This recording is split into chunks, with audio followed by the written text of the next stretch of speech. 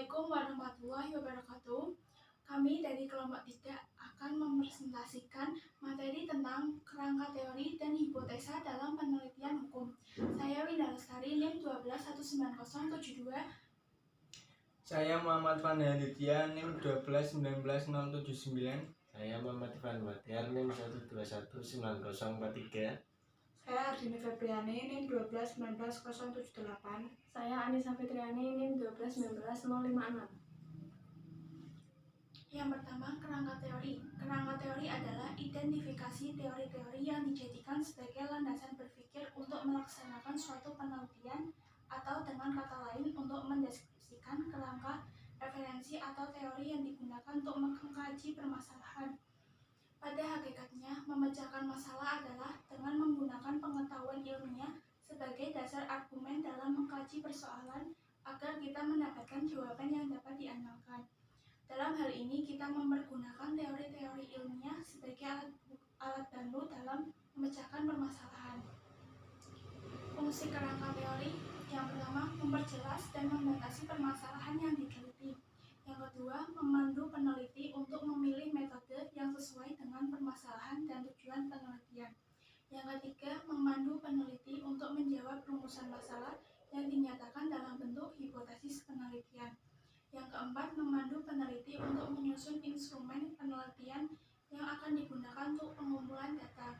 Yang kelima, memandu peneliti untuk analisa data guna menjawab rumusan masalah dan menguji hipotesis. Yang keenam, memandu peneliti untuk mendeskripsikan data hasil penelitian.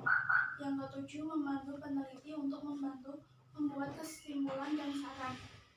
Yang ke-8, memberikan arahan dalam mendiskusikan analisis hasil penelitian. Yang ke-9, sebagai dasar konsep analisis serta membantu menginterpretasi hasil penelitian dengan membuat generalisasi yang lebih luas. Selanjutnya yaitu peran kerangka teori dalam penelitian kuantitatif. Dalam penelitian kuantitatif, teori merupakan dasar awam dalam melihat permasalahan dari sudut abstrak serta menjadi bagian penting untuk menentukan bagaimana perspektif teori tersebut atas masalah dapat diverifikasi dalam kenyataan lapangan, sehingga teori tersebut tersebar dalam hipotesis sebagai panduan penelitian dapat diuji dan atau teruji dalam kenyataan. Teori menjadi acuan penting dalam melakukan pengukuran atas fakta-fakta atau data-data yang harus dikumpulkan guna menguji hipotesis yang telah ditetapkan. Dalam penelitian kuantitatif, penguasaan teori secara komprehensif dan mendalam menjadi faktor yang menentukan akurasi dan kebenaran dalam penelitian. Yang selanjutnya yaitu peran kerangka teori dalam penelitian kualitatif. Dalam penelitian kualitatif, peranan teori tetap penting meskipun kondisinya tidak sama dengan penelitian kuantitatif. Penelitian kualitatif pada dasarnya bukan penelitian untuk memverifikasi teori, namun banyak dilakukan untuk mengonstruksi teori. Teori menjadi bagian dari konstruk umum berpikir akan masalah yang menjadi fokus penelitian, yang dapat menjadi candalan penting bagi pelaksanaan penelitian. Penelitian kualitatif memang tidak dimaksudkan untuk menguji hipotesis, tapi lebih kepada upaya untuk secara mendalam menggambarkan, menganalisis, dan mengonstruksi aspek-aspek dunia kehidupan. Karena penelitian kualitatif bersifat induktif yang dapat membantu peneliti untuk mengonstruksi teori yang bermanfaat. Selanjutnya, unsur-unsur dalam kerangka teori. Yang pertama, judul teori. Yang kedua, penemu atau penggagas teori. Yang ketiga, konsep-konsep kuncinya. Yang keempat, sejarah perkembangan secara singkat. Yang kelima, bagaimana aplikasinya dengan contoh-contoh secara nyata sesuai dengan objek. Selanjutnya, cara membuat kerangka teori. Yang pertama, menyusun pernyataan variabel secara sistematis. Yang kedua, menuliskan variabel apa saja yang ada dalam penelitian. Yang ketiga, mencari literatur. Yang keempat, melakukan proses berpikir ilmiah dengan cara berpikir induktif atau deduktif. Yang kelima, tuliskan hal yang berpengaruh dan saling berhubungan antar variabel. Yang keenam, membentuk diagram alur dari variabel yang dipermasalahkan hingga variabel jawaban berdasarkan hipotesis atau dugaan sementara. Selanjutnya, hipotesis. Hipotesis pada umumnya diartikan sebagai jawaban atau dugaan sementara dari masalah suatu penelitian. Hipotesis hanya disusun pada jenis penelitian inferensial, yakni jenis penelitian dengan pendekatan kuantitatif yang bertujuan untuk menguji. Hipotesis dapat disusun oleh peneliti berdasarkan landasan teori yang kuat dan didukung hasil-hasil penelitian yang relevan. Peneliti harus memahami tentang isi dan bagaimana langkah-langkah dalam merumuskan suatu hipotesis penelitian.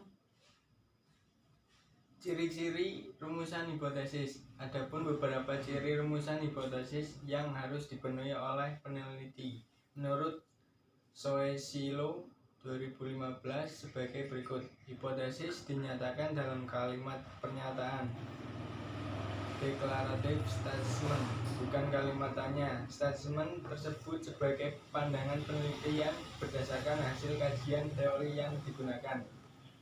Peneliti harus konsisten, tidak berubah-ubah mengenai isi hipotesisnya. Oleh karena itu, penelitian perlu melakukan kajian yang mendalam tentang teori yang digunakan dalam menyusun hipotesisnya. Dalam penelitian eksperimen, hipotesis berisi pernyataan mengenai efektivitas, perbedaan atau pengaruh dari suatu variabel ke variabel yang lain. Dalam hipotesis sedikitnya ada dua variabel yang diteliti. Hipotesis harus dapat diuji. Selain menjelaskan tentang cara teknik pengukuran masing-masing variabel yang akan diteliti, dalam bagian metodologi, penelitian juga harus menjelaskan teknik analisis yang digunakan untuk menguji hipotesis penelitian. Macam-macam hipotesis. Dalam penelitian inferensial, khususnya pada penelitian korelasi dan komparatif, hipotesis digolongkan menjadi dua, yaitu hipotesis tanpa arah, hipotesis dua arah. Hipotesis tanpa arah merupakan rumusan kalimat hipotesis yang berisi pernyataan hanya mengenai adanya hubungan atau hanya ada perbedaan tanpa menjelaskan arah hubungan di antara variabel yang diteliti, misalnya berarah positif atau berarah negatif. 2. Hipotesis searah. Hipotesis searah pada umumnya disusun sebagai pernyataan yang menunjukkan arah hubungan atau perbedaan dari dua variabel yang diteliti. Arah mencerminkan hubungan positif atau sebaliknya negatif. Selanjutnya, cara menyusun hipotesis. Hipotesis dirumuskan tidak sekedar mengikuti dugaan atau asumsi peneliti, tetapi berasal dari penguraian landasan teori yang disusun sebelumnya. Ashwer 1999 menyatakan bahwa dalam merumuskan suatu hipotesis terdapat dua cara. 1.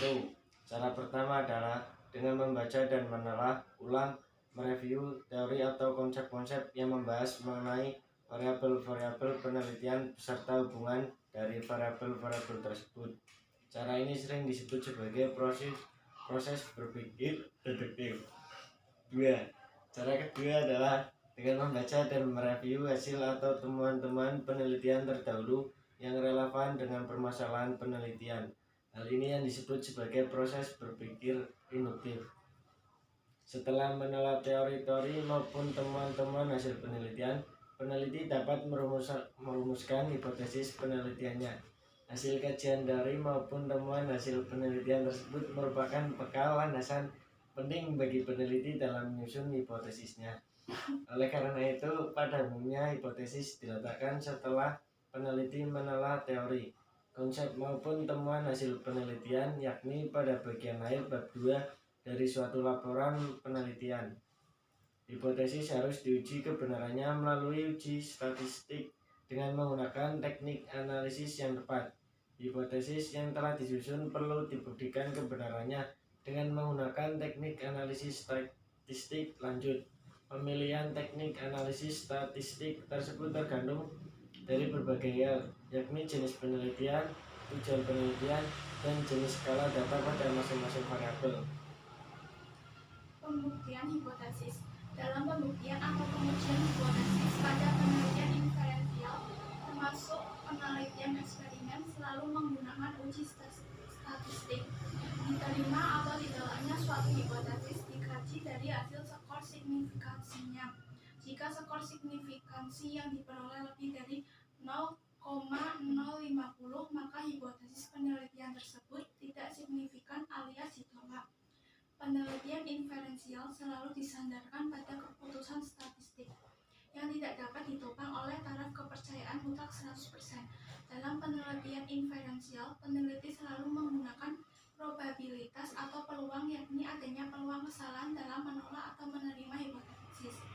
Sekian presentasi dari kami. Wassalamualaikum warahmatullahi wabarakatuh.